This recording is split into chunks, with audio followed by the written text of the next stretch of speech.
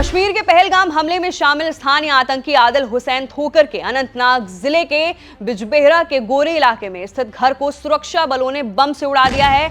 आदिल थोकर उर्फ आदिल गुरी के रूप में पहचाने जाने वाले इस आतंकी पर पहलगाम की बेसुन घाटी में 22 अप्रैल को हुए हमले की योजना बनाने और उसे अंजाम देने में पाकिस्तानी आतंकवादियों की मदद करने का आरोप है।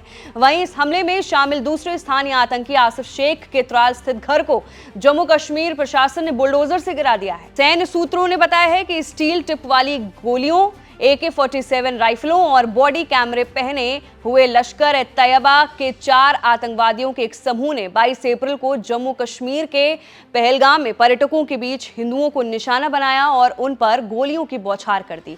इस आतंकी हमले में 26 से ज्यादा लोगों की मौत हुई है, जिनमें से अधिकांश पर्यटक थे और भारत के अलग अलग राज्यों से जम्मू कश्मीर घूमने पहुंचे हुए थे। आतंकवादियों में 2 स्थानीय भी शामिल थे। सूत्रों ने यह भी बताया कि दोनों स्थानीय आतंकियों की पहचान बिजबेहरा निवासी आदिल हुसैन थोकर और त्राल निवासी आसिफ शेख के रूप में हुई है। सैन्य सूत्रों के मुताबिक आदिल ने 2018 में अटारी वाघा बॉर्डर के जरिए वैध तरीके से पाकिस्तान की यात्रा की थी। अपने पाकिस्तान प्रवास के दौरान उसने टेरर कैंप्स में ट्रेनिंग ली थी और पिछले साल जम्मू कश्मीर लौटा था। वहीं पहलगाम हमले के कुछ चश्मदीदों ने यह भी बताया है कि कुछ आतंकी आपस में पश्तून भाषा में बातचीत कर रहे थे। सूत्रों ने इस बात पर जोर दिया कि हमले में शामिल सभी आतंकवादी पाकिस्तानी स्थित आतंकी संगठन लश्कर ए तैयबा के हैं। हालांकि द रेजिस्टेंस फ्रंट यानी TRF ने भी इस हमले की जिम्मेदारी ली है। उन्होंने कहा है कि TRF लश्कर ए तैयबा का एक मुखौटा आतंकी संगठन है, जिसका इस्तेमाल हमले को एक स्वदेशी समूह के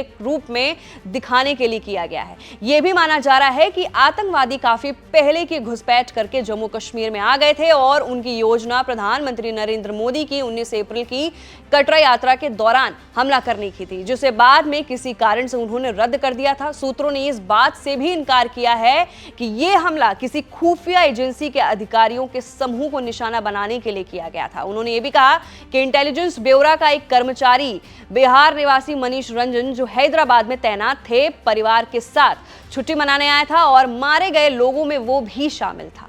तो फिलहाल के लिए पहलगाम टेरर अटैक को लेकर यह सबसे बड़ा अपडेट है, जहां पर अब 2 आतंकियों के घर को ध्वस्त कर दिया गया है। एक के घर को बम से उड़ा दिया गया है तो दूसरे के घर पे बुलडोजर चल गया है। आपको कैसी लगी रिपोर्ट नीचे दिए गए कमेंट सेक्शन में अपनी राय जरूर रखिए। मैं थी आपके साथ वंशिका सिंह और आप देख रहे हैं ABP लाइव।